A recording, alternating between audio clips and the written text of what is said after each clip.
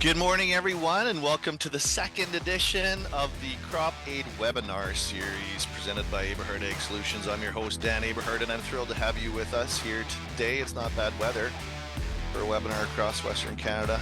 Spring hasn't quite sprung yet. Today's theme is activating your underground superpowers, which sounds pretty cool, and we've got the right people here to help you do it when it comes to soil health and yield potential and setting your crop up for success. We're very close to the starting line here. We've already talked about the big picture in our first webinar, and you can find that on YouTube if you haven't caught that. But we wanted to get a little bit more granular in this particular episode.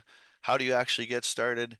What are the steps to waking up your soil biology? I guess I should ask. Good morning, Darren and Kelvin Sander. How do I sound? You guys can hear me okay? Everything's good? Yeah, good morning. It sounds good. Yeah, we got Team Canada on board here, representing, proudly Canadian, I guess. Hey, Darren? You bet. Okay, sending a bit of a message there. Yeah, just noted that we had some technical issues, so Darren Sander is actually working under Darren Fisher's title there. I don't know if that's I guess you've been promoted to technical advisor. So we'll be asking you the hard questions. But today, hopefully we'll get Darren Fisher on the call, but we got the two brothers in arms here, Darren and Calvin, talking about soil tests, soil health, and so today we're going to get a little bit more granular, and we want to talk about the first steps in soil health. And I guess I'm curious, Darren, why is it that well, before I get started though, I have some questions from the people that registered, but please put in the chat. We got about 30 on the call here today. Put in the chat what it is that you want to know today, what you want to find out, and I will get to all your questions here today. We have no problem answering any questions, and I already have some from the registration. So that's really cool. So Jody Berglund, what is it that you most want to know? I'm gonna pick on a few people here. Come on, Jacqueline Kelly, Wade Fuchs. Good morning, everybody. Okay, so getting started, Darren, why seed primer? Why does it matter? Why do the seeds care? Well, first 30 days dictates the maximum yield potential, so there's no making up for a poor start. So what we're trying to do here is we're put on a nutrient pack right onto the seed, so good old NPKs, some essential micronutrients for the best possible germination and seedling vigor. We also add our biostimulant to the seed primer so that we can get a good rhizosphere and biology going right around that seed as soon as we drop it into the soil. And that protects the seed from the surrounding soil. So basically putting a cocoon or a rhizosphere around that seed and hiding it from the ground that it's in. So hiding it from the soil pathogens, hiding it from temperature and stress and whatever conditions that are not perfect. And then we are triggering beneficial biology right around the seed coat that can get into the seed, get things going, and start bringing nutrients and water to the seed. Obviously, the seed has no roots, so we're trying to pull things towards that seed to get it going.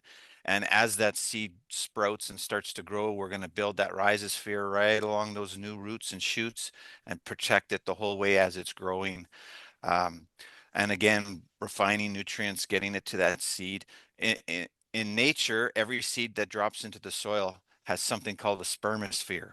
And basically what happens when you drop a seed into the soil and it gets an adequate amount of moisture, it pushes out a little bit of a biostimulant or exudates to call in biology to help it get going. That's a natural thing. All we're doing is amplifying that and boosting it.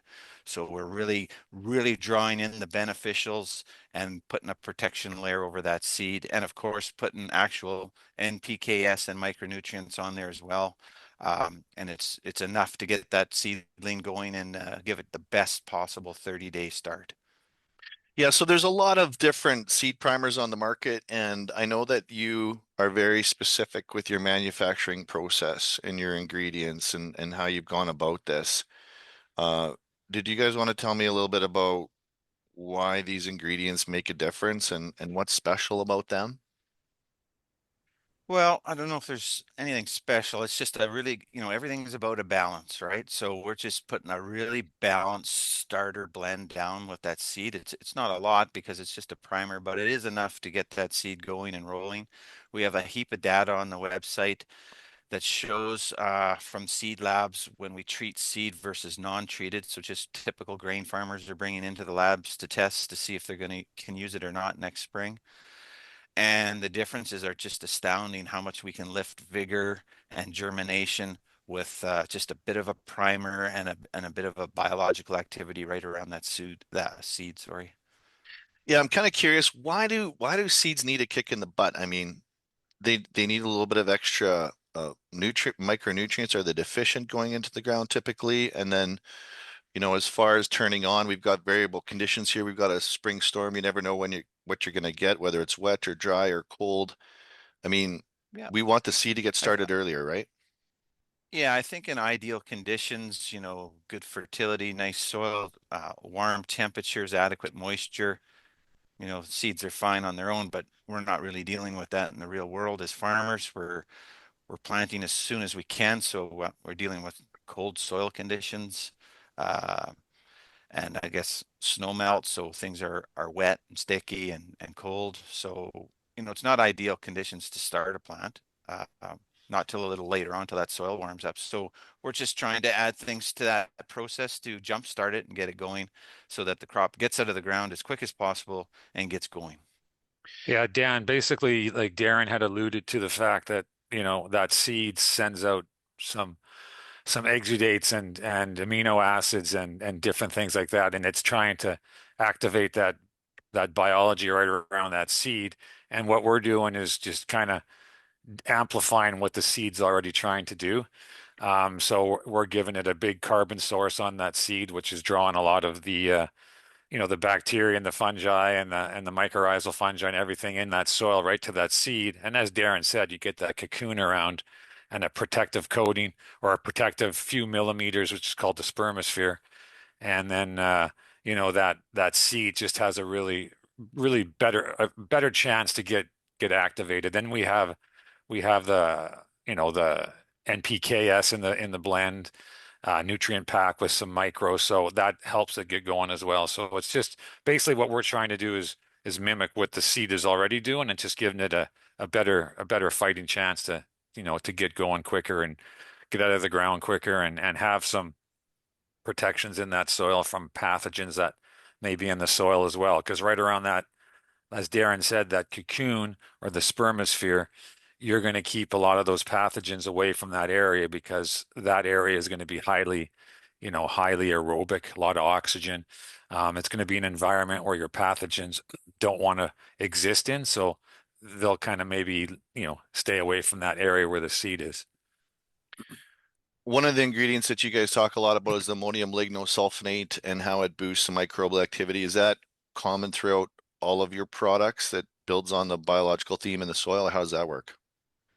Yeah, for the biostimulant products, so the Crop Aid Plus, the core biostimulant we spray across the soil, that's a big one in there. And for the seed primers, both the Crop Aid Seed and Seed Plus, yeah, that's in there as well as our active. It's the main active to get biology going. And one question is that we always get, especially at a trade show, what makes your product different than the next 20 booths down the same aisle? There's a huge difference. Uh, Everyone's using a carbon source, and everyone's talk is to achieve the same thing, which is great. Soil health, loose aerated soil, all that stuff. However, there are different ways to get there, and like in anything, not everything's the same, right? So not all carbon sources are the same. If you're going to look at getting the beneficial biology rolling in the soil and out of dormancy, because it's all in dormancy coming out of a winter for sure, how do we do that? Well, how did plants do it in nature before we came along and cleared the land? They dripped a plant-based produced carbon exudate into the soil to get that biology going. Plant-based is the key word. So we're not using a mineral-based carbon. We're not using, an exhaust gas or a humate or a fish meal or anything like that. We're using plant-based lignin. So lignin, ammonium lignosulfonate in particular, comes from the pulping industry. So freshly cut living trees get into the pulp mill, they get pulped. Side benefit or side product from that is lignins, different ones, but ammonium lignosulfonate in particular again is fresh plant-based living carbon with energies. And what people need to realize is the energy component of that living plant-based carbon that triggers the biology out of dormancy. So it's very, very key what type of carbon we're using. If we're trying to get plant-based critters out of dormancy, we need to use plant-based ingredients. Therefore, you'll see in our products the lignin and the kelp or the seaweed extract, both plant-based, and then surrounded by key nutrition, which is the micronutrient part of it. So not only are we sending nature's signal back into the soil that's now missing, but we're fine tuning that signal with zinc and iron and boron and a few others. And we're targeting specific microbial groups as well that we really want to awaken and get going to help the plants that we grow in North America. So not only are we sending Mother Nature's signal into the ground to get that biology going, but we have now fine-tuned it and amplified it and made it even more specific to what we're growing on our land. Yeah, Darren, I really like what you said there about the differences, but can you quantify and clarify a little bit too the difference between that ingredient and there's a lot of humics and humates on the market and the difference between the raw material because I think it makes a big difference. Yep. So, I mean, we're not saying that other products aren't good and don't have a role and don't do a job. It's just a different job, right? So when we're dropping mineral-based, if we want to talk about a humate for a minute, we're dropping that product into the ground. It's more of a food source. So yes, food sources do get biology going in the soil, absolutely. It's a little more dependent on what kind of soil. So humates, humics, etc. It does matter quite a bit what the organic matter component of that soil is already. If it's over 2, we're not seeing a whole lot out of those products because we've already got a lot of organic matter in the soil. If it's under 2 or under 1, we see a lot more out of those products because we're adding that that organic or that carbon base back to the soil so the biology has something to eat and munch on while it refines nutrients and while it does its job. But it differs from a plant-based carbon with energies because it's only that type of carbon with those type of energies that can get all the spokes in the wheel out of dormancy. And it's very important to understand that if we are all as farmers dealing with tight compacted soil, right? So tight compacted soil is not the environment that beneficial biology can exist in. So if we're dropping uh, bugs in a jug or another stimulant in there that gets bacterias going, and we expect them to all of a sudden live in that environment, it's not going to happen for a very long time. We'll get a short-term spike, and then it's going to crash and burn. The key is to tackle the number one problem on the farm and in the soil, which is the compaction. So our product is specifically targeting mycorrhizal fungi, and that's why it's a 2-pass system. We go in the spring before seeding, ideally, and we send out a signal to get everything rolling, but not everything's going to get rolling. It's not the right atmosphere. But what is going to get rolling is the mycorrhizal fungi and a host of other biology that can start building soil structure, getting oxygen into that soil, even if it's the primer and just around the seed. And then that second pass with the first herbicide, now we have that good structure there. It happens in a matter of days. It's super fast. And then that second kick gets the rest of the biology that was waiting for a little better environment to get going. And now we have everything, all the spokes in the wheels going, and it will attach to whatever's growing there, and it will last the whole season. So it's a huge different approach than to just putting down a biostimulant whenever, right? It's all about timing, like everything in life. So we got to time things so that it gets going at the right time to keep going and build an environment so it can survive for the whole season. Yeah. So it's a significantly different approach with different ingredients. Yeah, timing is king for sure.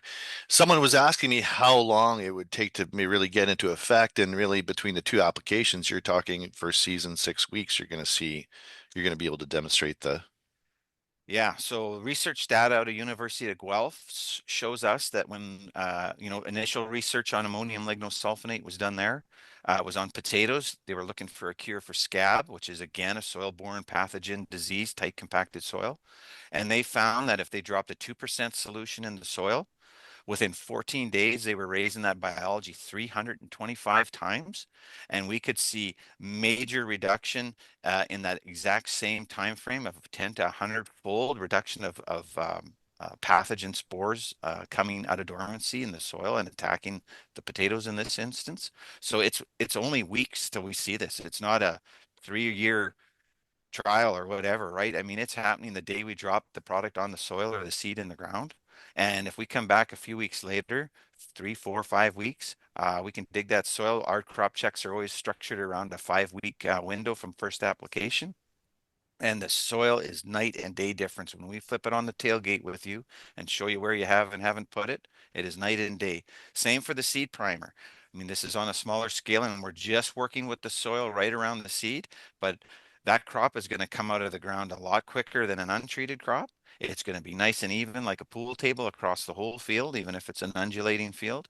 And we can dig those seedlings just at 1 and 2 leaf stage and compared to untreated side of the field, and there are major differences there in vigor, in health, in stalk thickness, in rooting already. Then the rooting's going down and root hairs, and it's the root hairs that are key. It doesn't matter how many big sticky roots or anchors we got. It's the really fine hairy roots that make all the difference. Surface area is everything.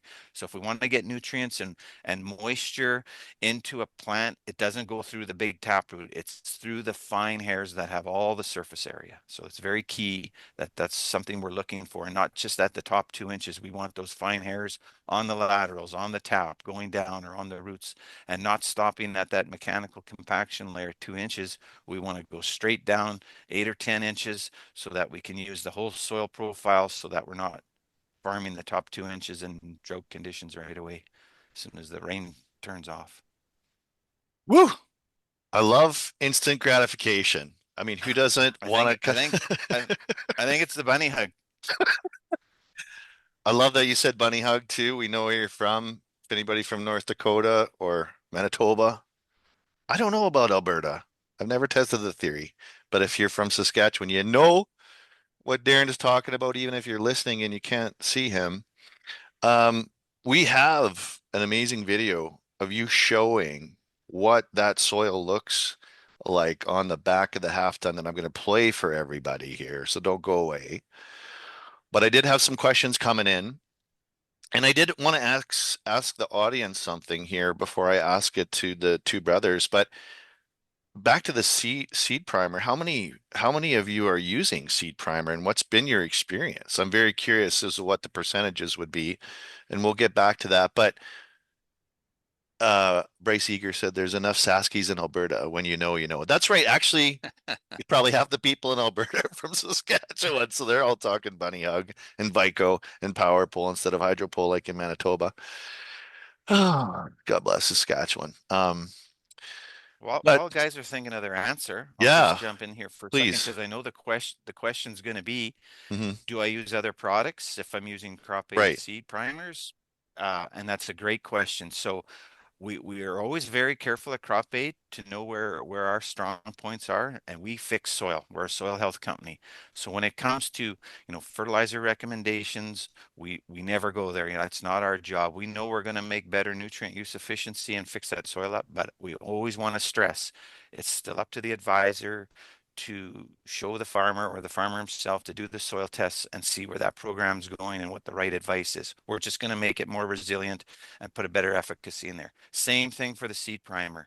So there's lots of other products on the market that help protect that seed, early cold stages, etc. And if you want to use those products, that's absolutely fine. You can mix the two together. There's nothing live in our product. You're not going to hurt anything.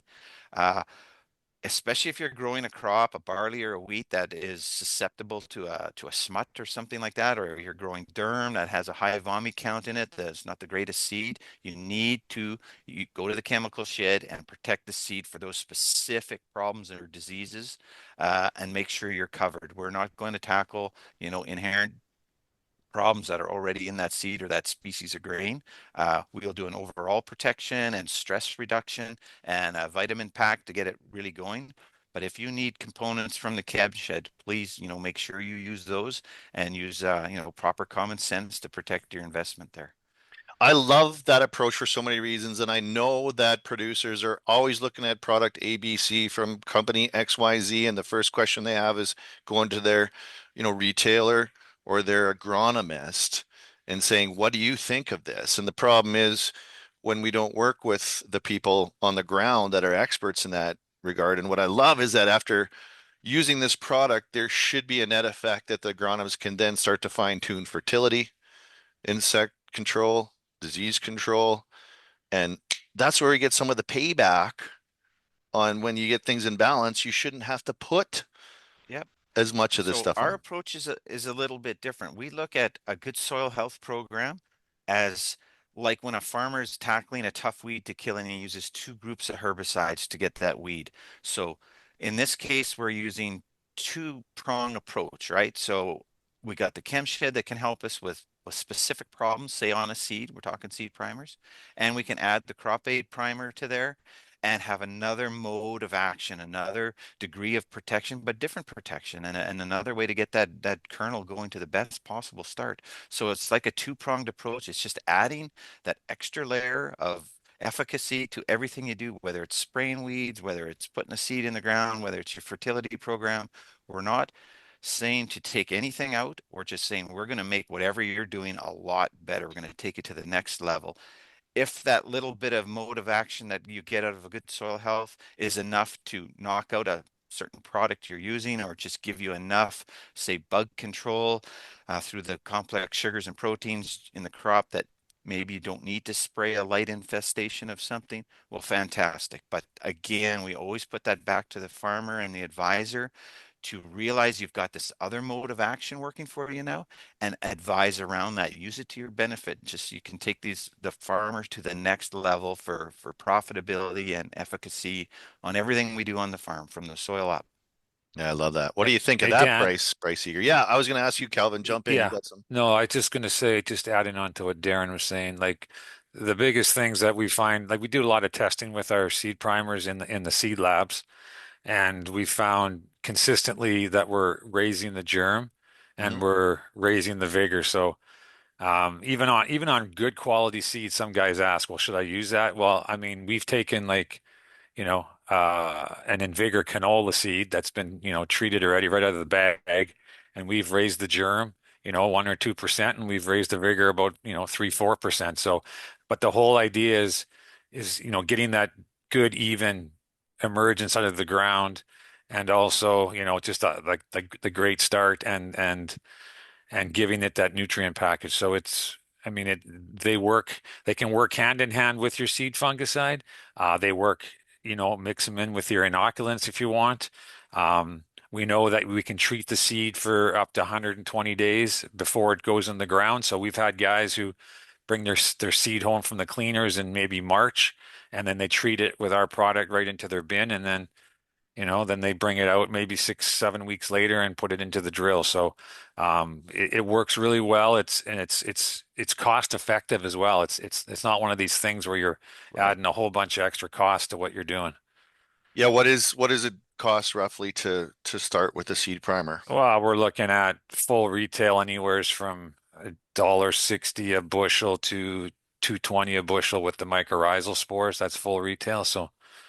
And why would you want the mycorrhiza fungi too or not? How do you figure that out? Well, well, the spores come in with what they primarily do is they build hyphae off of your roots, so they help that whole rooting system to get going faster, and then the hyphae will pull more water and nutrients back to the rooting system. So the main things mycorrhizal will do is they'll help that plant to bring out more phosphorus. That's responsible for over 50% of the phos uptake, and it also helps with other nutrients and also with water uptake as well. And the other thing about the mycorrhizal, what they can do is as that rooting system is expanding in your soil, and if it starts to get little openings or gaps in the system or in the root system, the mycorrhizal can fill those little spores or holes and keep pathogens out. So it's, and then, some crops are more dependent on mycorrhizal fungi than others. So for instance, flax,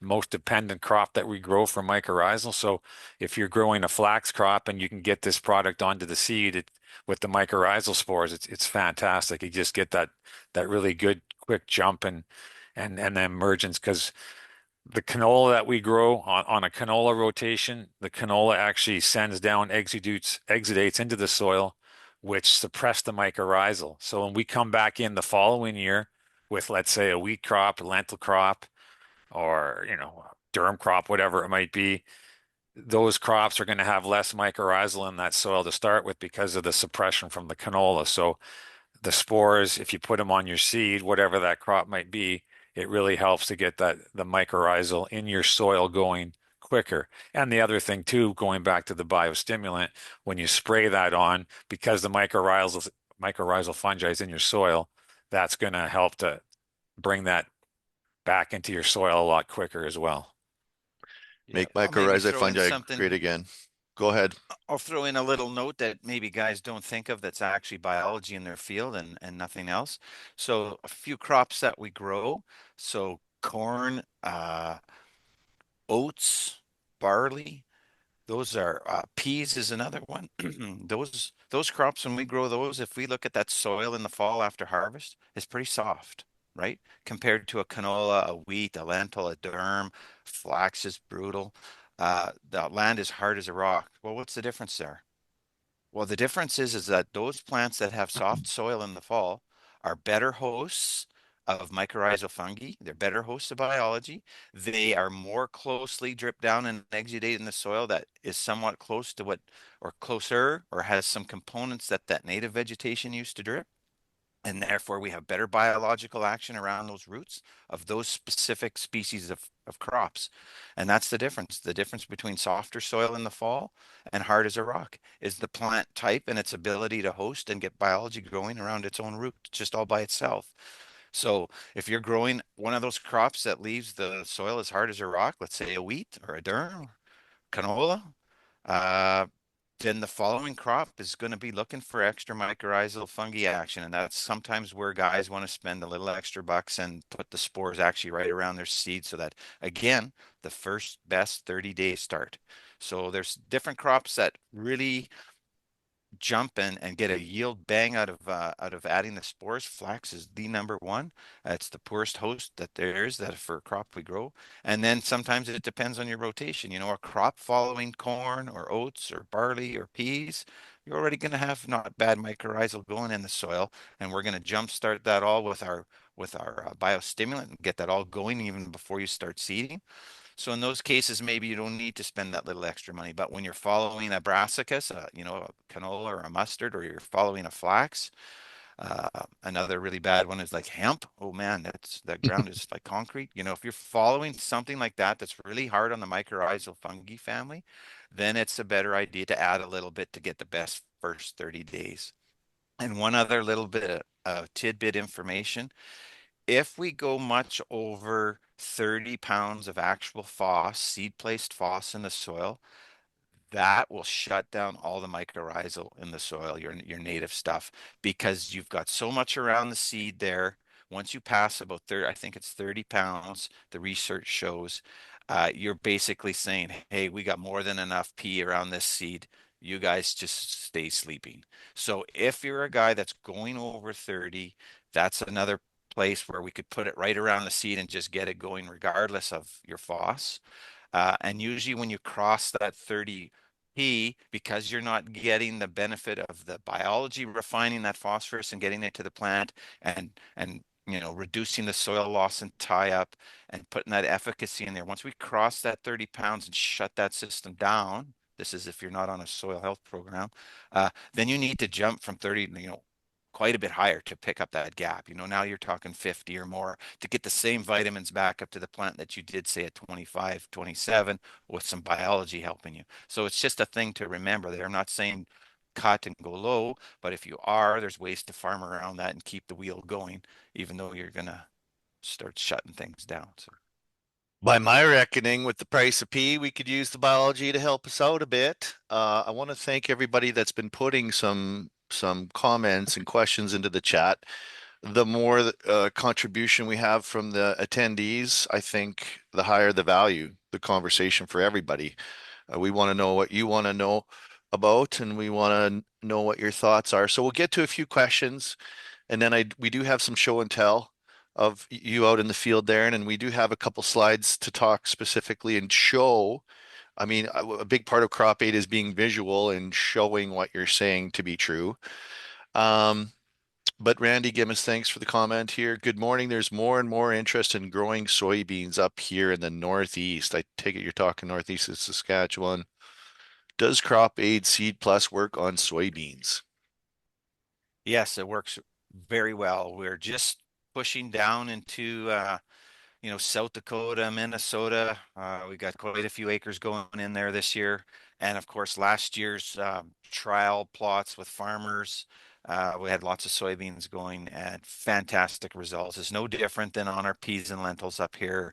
It really, really helps them get going, especially lentils. They're not a very hardy plant.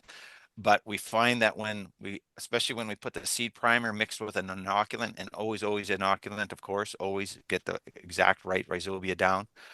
We're just going to make an environment where that rhizobia can exist even better and do an amplified job. So one thing you're going to get when you mix the proper inoculant with our product is increased nodulation. It'll just, yeah, it's like putting it on steroids. So we're going to grow a huge root, and it's going to just be full of nodules because all we've done is made a little better atmosphere with that rhizosphere around the root, some oxygen. That inoculant strains that we're putting down just can really take off. So yeah, it's a 1 + 1 = 3 with inoculant, definitely. Yeah, Any, and then And oh, go ahead, sorry. Kelvin. Go ahead, Kelvin.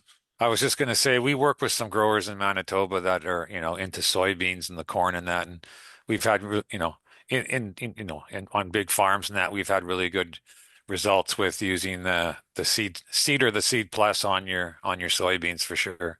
So yeah, it works well. Good to hear. Okay. Any thoughts on high P soil for manure, for example?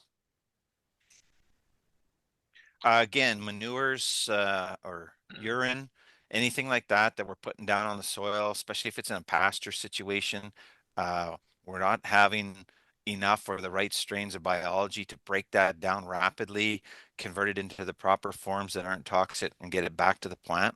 So this is our crop aid plus biostimulant. When you do get that right biology going, it's a major bonus to get that rolling, to get those products broke down, refined, and trade them back to the plant so that they're not toxic. And if we're in a pasture situation or a field with good, or not good, but lots of compaction, again, we want to get that broken up so we can get those nutrients from the surface back down into the rooting zone and get some translocation of nutrients and get that nutrient cycle going. And Dan, just to add to that, we've got some growers who have told us that when they put their manure down and they're using our products, like from what they're telling us, that process usually takes into the second year until you're starting to see the real benefits from the manure that's been applied. And when guys are using the Crop Aid Plus, they're telling us that they're seeing those results happening in the first year. So you're Mm. getting a lot quicker. Like Darren said, you're getting that breakdown of that manure and everything is happening much quicker, and then those nutrients are being able to be utilized, by those crops. So, I think we we don't. have a photo of that, Dan. Sorry, Calvin. I think we So have it's a okay. photo of that, Dan, with that corn stalk. Okay. Uh, Do you want if me we to want to bring that show up? that now. Yeah, and then we can Sure. just say that that's a great example of breaking down an organic product like a manure. But in this case, it's a corn stalk, and how Mm-hmm. quick that can happen. Okay, which Uh, slide would that be? Let's see. Can you guys Uh, see that okay? yeah, keep yeah, scrolling. I'm gonna play slideshow I here. think it's the one above that, is it not? yeah, there it Yeah. is. Mm-hmm. So if we look at this, this is in eastern Saskatchewan. This Yep. product was on a brand new field. It was a 640 acre field split in half. That Mm-hmm. was canola. And Yeah, yeah, so last year's crop was corn. This year's crop was canola that it's growing in. If we look at the soil on the left, this is 55 days only after the first app went down. at pre-burn. So that soil on the left is, a fine, loamy soil. The particles are really fine, not a lot of oxygen in that soil or moisture. It's a lighter color. If we look at the soil on the right, it's got structure to it. You can see all the little balls like marbles all over. It's darker because the biology sequesters carbon extremely rapidly, so it changes the color in lighter soils. It also has more moisture in it. You can visually see it, but we could make a mud ball there. And it has that good earthy smell to it, like a mom's garden or a peat moss bag, where the soil on the left has no smell because the smell is the living component of the soil. But more importantly here, we're talking about breaking things down. If we look at these corn stalks, the one on the left still has the root hairs on it. There's been no breakdown there. It's just sitting there from last year. The one on the right, same field, everything is already digested, turned back into nutrition and traded to the growing crop. And all that's left is some of those big anchor roots, and it's rapidly working on those. So if that can do that to a hard, roots on a corn stalk, you know, urines and manures are much easier to break down. They're softer components. They've got, you know, more food sources in there for the biology to go. It just happens so quick. And again, this is only 55 days here. Awesome. Did you want to take I guess we should try and get to some of these questions here before we do a little bit more show and tell. And keep them coming. Keep them coming. Um, so Daryl Chubb said, in my consulting business, I use more primers and stimulants versus pink seed. Been that way for 6 to 8 years now. It's likely an 80-20 split on 100,000 acres or so. Okay. So And what yeah, we, go ahead. what we find, and I'll use our own farm as an example. I mean, we used to have the pink seeds and the pink gloves and the pink boots, like everybody else. Um, but, we were using good grain. We're growing crops that don't have any inherent, like a smut or whatever. We're not growing those crops. So really we were treating, so as a feel good, so we sleep good at night. Okay, we've done everything we can. We've treated the seed. It's all good. But did we really need to spend the 5 or 8 bucks and put poison down on that seed? We're finding that a lot of farmers are in that boat. They want to put something down on so they can, feel good and sleep at night and do the best possible start.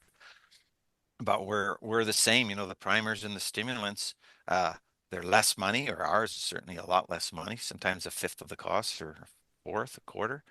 And we're actually getting ROIs out of that. We're putting a nutrition pack down. We're getting that biology right around the seed. We're getting some stress off that seedling.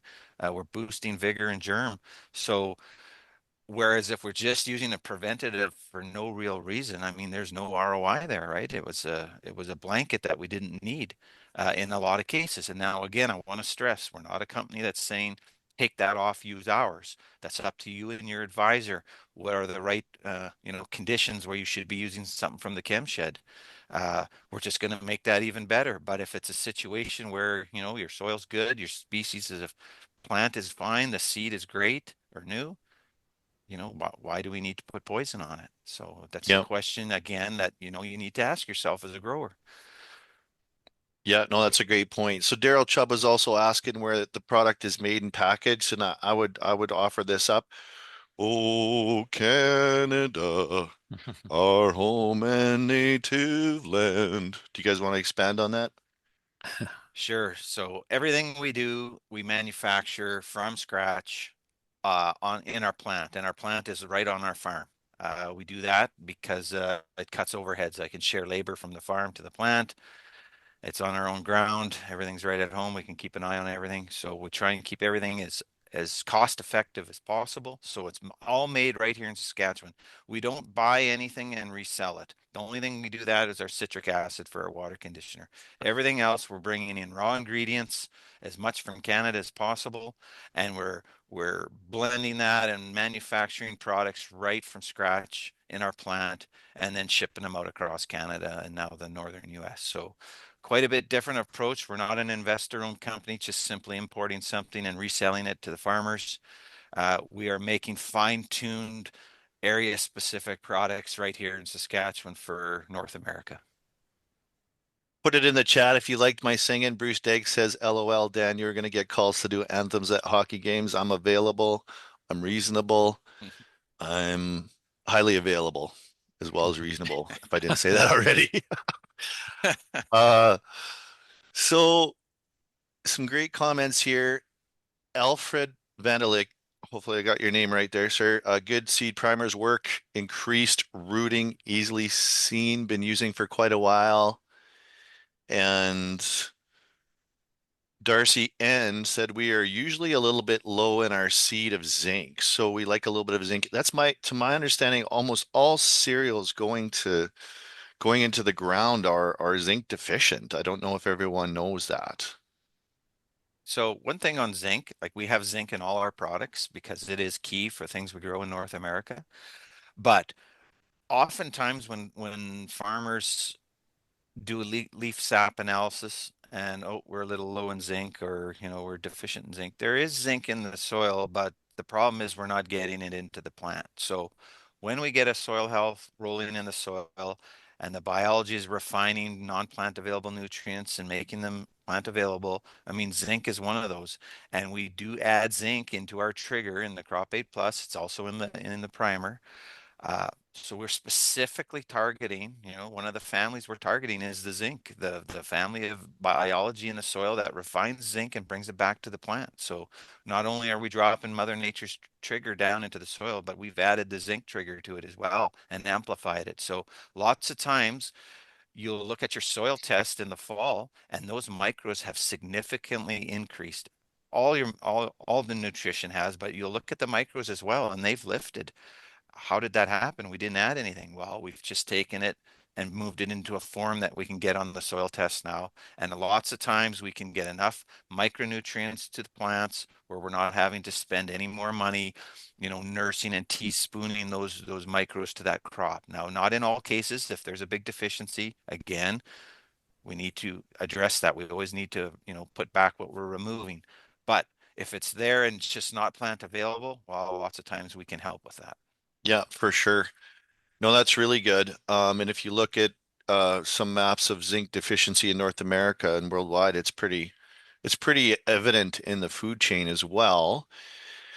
Bryce Eager is asking differences based on pH recommendations for alkaline soil.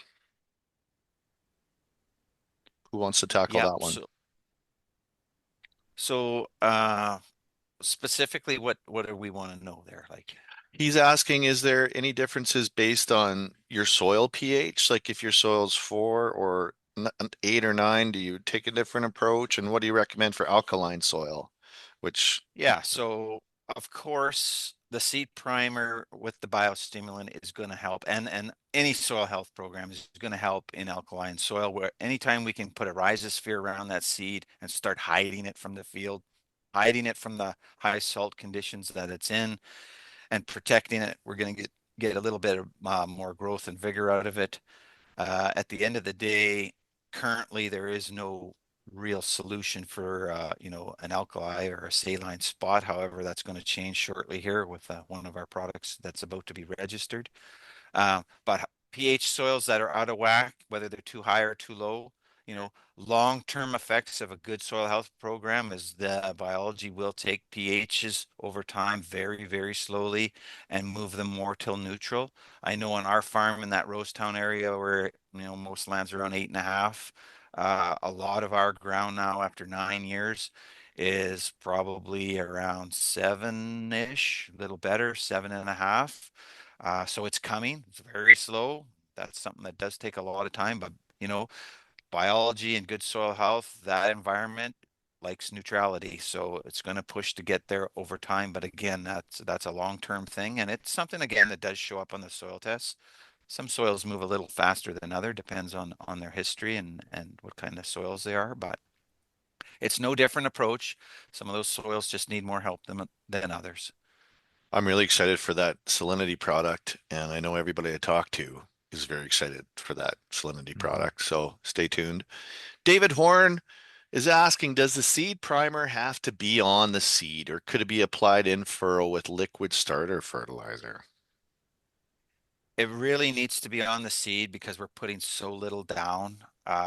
If you don't have or don't want to treat the seed, the next best step is squirting the Crop Aid Plus biostimulant in the seed row. as your first pass and also as a seed primer that way. It doesn't have the macronutrients in it, but it will get the good biology going around the seed, protect the seed, and that biology in turn will bring nutrients to that seed, of course. So it's not quite as good, but it is a great next plan B option. Yeah, the best situation in that specific case would be if he could get his seed primer on his seed, and then like Darren said, put your first pass of your Crop Aid Plus right in with the liquid that's going to squirt it into the seed row. That would be ideal if he could do both. Okay. Yeah. And Thank you, guys. it's absolutely fine to put the biostimulant down, squirted in row or streamed on or however. It doesn't have to be fan sprayed across every square inch of the soil. Again, it's a little different thinking. We're putting a trigger down. So it doesn't really matter if it's on foot spacings or in the liquid tank with the Alpine or 1034 or whatever, or streamed on with 28, even at 18-inch spreads or whatever. It doesn't matter. As long as we get it evenly across the soil, it will do its thing very rapidly. Yeah, one of the things I really like about the product is how it works with everything that everybody's already doing, and we're not asking to change everybody's practices here. So we're coming in on the home stretch here. We got about 11 minutes left. I respect everybody's time. I try to keep these to an hour unless we're really overwhelmed with questions, but I think we got to a lot of the questions now. So the two things we kind of want to show to bring this home now is we got a couple slides that demonstrate the seed efficacy. So if I could share those, and maybe Calvin, you were gonna walk us through a few examples here. Can you see that okay? Yeah, that's okay. Yeah, so I mean, and all these tests that we do, they're on the website. You can look at them all. But as I was mentioning earlier, we're talking about, increasing germ and increasing vigor. And then I don't know if we can see the ones, I can't see the untreated, but because our pictures are over them but anyways, you can see if this is on the website as well, just the enhanced rooting system at the early stage where they've applied that product. I've seen instances, and now this is on mustard. I've seen some instances that we have where we've taken the vigor of a crop and raised it like from 68 to 81 or 68 to 82, something like that. So the Very cool. vigor really jumps when you get this product on it. The germ improves as well, but you can get a really better increase in your vigor. And from talking to the seed labs, you want to have, about a minimum of or maximum, pardon me, of about a 10% spread between your germ and your vigor. And in some cases, we're getting seeds that the vigor is like 25% less than the germ. So that's not really ideal seed to be using. And when we can get the vigor, and we can get the vigor to jump up and get it into within that 10% spread between germ and vigor, I mean, then we can use that seed again. So, yeah. So I think you have the Petri dish is there on the right. So you can see that as well. Just, We were going to he- show these, yeah, what is here's some this, lentil? Yeah. lentils on the You see Yep. left, that? and I think that's peas on the right. Yep. But you can just see the differences. I mean, and that's done in a seed lab. They're getting the application on correctly and following the instructions. And yeah, that's what we're seeing. Cool. We got a comment here. Uh, Mitchell McPherson says, root pictures are nice, but let's see some ROI. Show us the yield, please. I think this is a common theme for Yeah, producers. absolutely. And it's what we talked about before, other systems show us a fancy route for a short period of time, but it doesn't give us an ROI. So it's a very good question. And as far as ROI goes, if you look at our data on the website, again, we do third-party independent trialing every year all over the place. We post it on the website as we receive it. We don't shiny it up. And you will see over 8 or 9 years of data now that we're consistently 2 to 5 bushel an acre increase. Uh, but even maybe more importantly is the back end. So we split a field in half, say we take a little more grain off the treated side. Everything else is the same, but that soil test is all important. Now it's showing us that we have an excess or an increased amount of nutrients, both macro and micro. So that again is a significant ROI. However, that gets used on the farm fertility can go three ways. It can either you need more fertilizer because you're getting able to grow more grain off that field now, or you stay the same because your fertilizer was pretty good. You're growing a little more grain, you're getting a little more efficacy out of it, or you're over the top a bit, high rate guys, you're going to just see that pile up on the soil test. Then it's going to be up to you and your advisor how to deal with that in the future. But a lot of guys have been forced to cut back a little bit because it just gets too much excess. And it's just simply making a better efficacy out of that biggest bill on the farm. So ROI is definitely there. We can talk about that for another hour and all the other little ways you get ROI, but those are the two main ones. Mitchell, what are you going to spend your money on? How many totes do you want here? Come on. Uh, well, I'm going to follow up there with Mitchell at some point, and hopefully we can. So to bring it all home here, one of the things that you guys can see this screen here. Yeah, Make it's good. sure. Hopefully we're got good audio. I guess if we don't have good audio when I start playing it, just let me know. But I think I have it set up for good audio. So, um, this is what it looks like in the field. And in our next webinar series too, and some of the other things we're going to be publishing, we really want to focus on this in the field.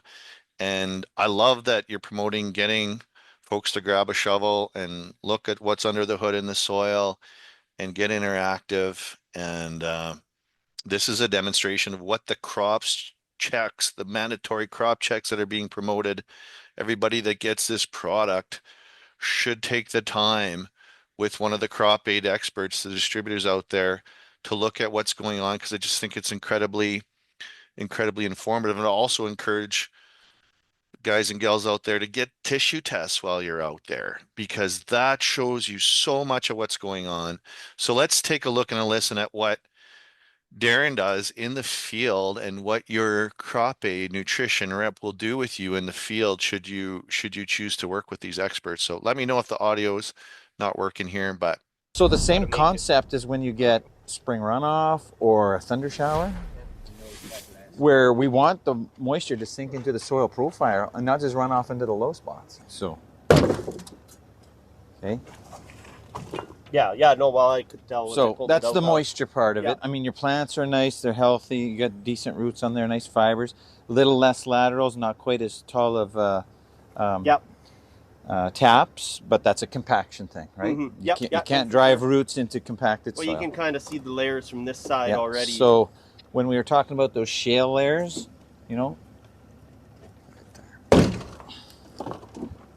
that's the stuff you're trying to put a plant through in a root.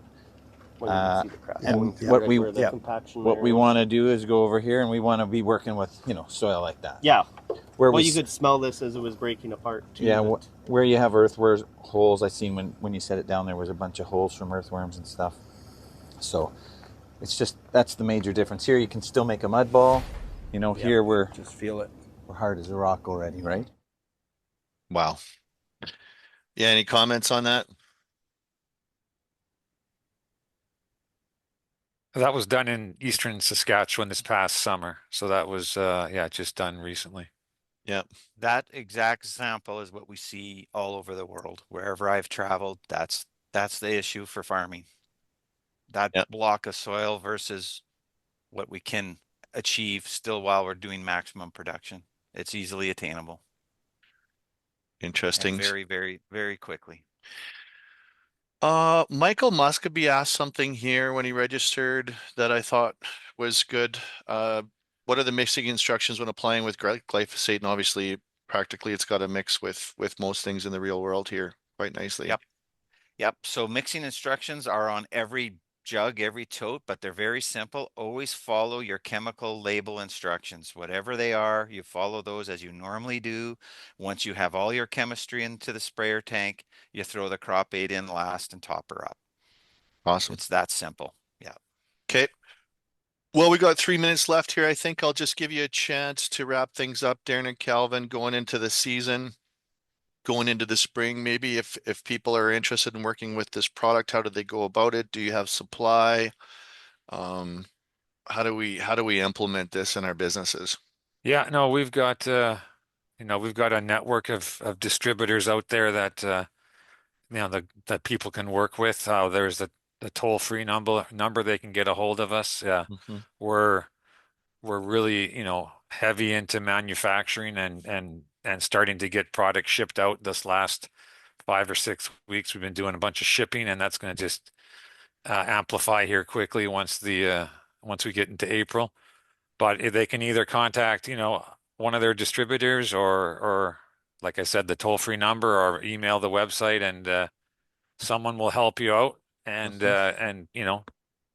answer your questions, and we will deliver product to the farm. So if people want this product, we do our best to get it out to you and before you need it. So Yep. Hopefully folks are scribbling down that number there. It's 1-866-249-0666. One more question has come in there from Mitchell. Has it been paired with moisture probes? If so, are you seeing a difference in rooting depth and moisture infiltration? Yeah, that's something that we're always working on, and we've joined forces with some more specific researchers this year to actually get some data behind that. So for now, it's just been a lot of not anecdotal, but just stuff that we see but don't have down on paper. But yeah, it's a huge difference. Our product, we're seeing differences down as deep as a meter into the soil as far as water infiltration, better water holding capacity, and of course the roots are following that down as well. So it makes a huge difference. We've been soil testing sequestered carbon with our product versus untreated half fields, and yeah, we're finding it at over 3 feet deep.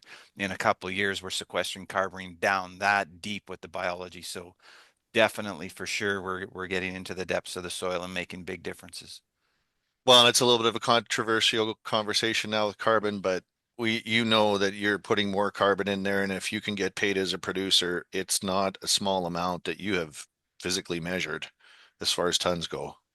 No, yeah, that's a whole nother conversation, but I mean, biology sequesters carbon, and carbon's the backbone of the soil. So anytime we can, put more carbon, good stable carbon into the soil, that's a bonus for farming that soil, and maybe we get paid out of it as well. And I also wanted to say, you know, crop aid is a system. Soil health is a system. There are things we can do as farmers to farm around that system as well, where we add other products or crop types or whatever it might be. So there's always things we can do to add. And one on our farm that we've added was the biosol. I just wanted to throw that in there.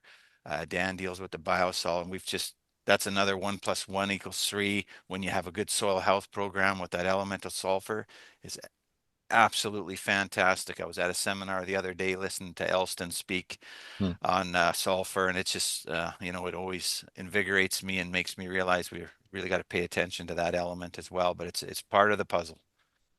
Yep, Elston's saying the same thing as he did in 2015 when we started out with it in our shop in Saskatchewan, and it's been awesome to see the results. Many applications later, and I love that you said it's a system. I was going to mention that too, because we're going to be following throughout the year on this system and taking everybody behind the scenes to help everybody understand it. And I know maybe some of you heard it before, or maybe it's new, but I know for myself, I had to hear it over and over a number of times to start to really understand what we're dealing with here and the simplicity and the beauty of the system and the benefits. And we're going to be tracking this on our own farm this year and a number of other farms throughout this program. And I think you'll hear from us again, early June, where we can really dive into that first application of Crop Aid Plus and get everybody thinking about compaction and talk a little bit about what we're seeing with emergence, and then start thinking about the foliar part of it as well. And so when we put the seed primer and the biostimulant and the foliars and then soon to be the salinity treatment together, hopefully your lives and your bottom lines are getting better and your soil is getting better, and we're reducing some of the net effects of this the salt injections and the heavy equipment and everything we've been doing for the last 50 years. So thanks to everybody that attended. I think we'll leave it there today. Great job, Darren and Kelvin. I think you shared another whole host of great little tidbits, and it's endless. And I think we need to keep having these conversations. I think the carbon thing could be a whole thing, maybe at the end of the year, something we talk about. But thanks so much to everybody that attended. I think we had close to 50 on the chat here at one point, and we'll be sending out the recording for everybody at the end of the day. And Darren, Calvin, did you have anything to add before we sign off? Are we good? No, No. just wanted to wish everyone a safe season and the best start possible, and good luck to everyone out there. Yeah, Thanks. thanks for taking the time to listen to us today, and appreciate that. Yeah, we really appreciate everybody taking time. I know you're busy, and we appreciate you for participating. So take care. Good luck, everybody. Have a safe spring, and we'll talk to you soon. Thank you. Thanks. Thanks, Bye. guys.